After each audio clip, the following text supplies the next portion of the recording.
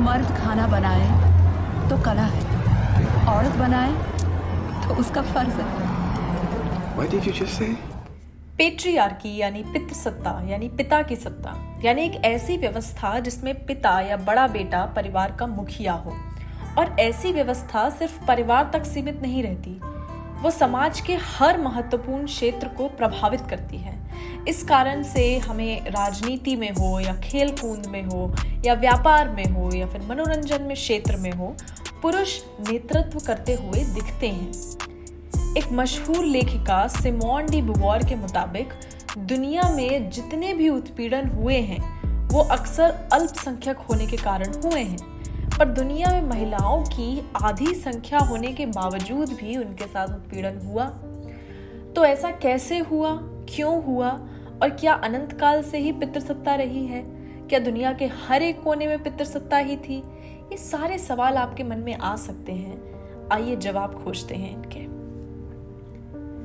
Friedrich angles की किताब the origin of the family, private property and the state के अनुसार पितृसत्ता की उपज निजी संपत्ति होने से हुई है। जो भी विरासत पिता की होती थी वो उनके पुत्र को जाती थी, क्योंकि महिलाओं का काम घर संभालने का होता था। हालांकि गेल ऑम्बेट और गेडा लर्नर के मुताबिक पितृसत्ता के जन्म का कोई पुख्ता प्रमाण नहीं है, पर उसका प्रचार करने का काम, उसको जन जन तक पहुंचाने का काम धर्मों ने किया है।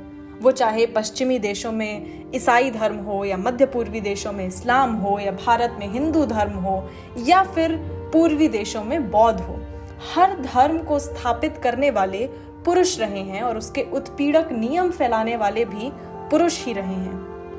और वहीं बुद्धिजीवियों में इसका प्रचार करने वाले या विज्ञान को प्रभावित करने वाले फिलोसोफर्स रहे हैं। पढ़े लिखे लोग जो धर्मों के अंधविश्वास में नहीं पड़े, वो एरिस्टोटल या प्लाटो जैसे फिलोसोफर्स के प्रभाव में पड़ गए, जिनकी पितृसत्तात्मक सोच का कोई साक्ष्य या सबूत नहीं था, वो सिर्फ उनकी निजी विचारों पर आधारित थी। और ये भी जान लीजिए कि दुनिया के हर एक कोने में पितृसत्ता नहीं थी। जो देश या प्रांत पुरुष श्रेष्ठता से अनजान थे, उनके समाज में महिलाओं की भी उतनी ही महत्ता थी जितनी कि पुरुषों की थी। जैसे चाइना में मोसुआ प्रांत हुआ, नेटिव अमेरिकन ट्राइब्स हुई। प्राचीन इजिप्ट में तो महिलाओं का स्तर पुरुषों से भी ऊपर था। उनके पास जमीन, संपत्ति और व्यापार हुआ करता था। ग्रीस का सबसे बड़ा योगदान रहा है पितृसत्ता बनाने में, पर उसमें भी कुछ हिस्से थे, जैसे स्पार्टा, जिसमें महिलाओं और पुरुषों में बराबरी थी। भारत में कई जनजातियां और बहुजन समाज के लोग थे और कुछ अभी भी हैं जिनमें महिलाओं और पुरुषों में बराबरी है।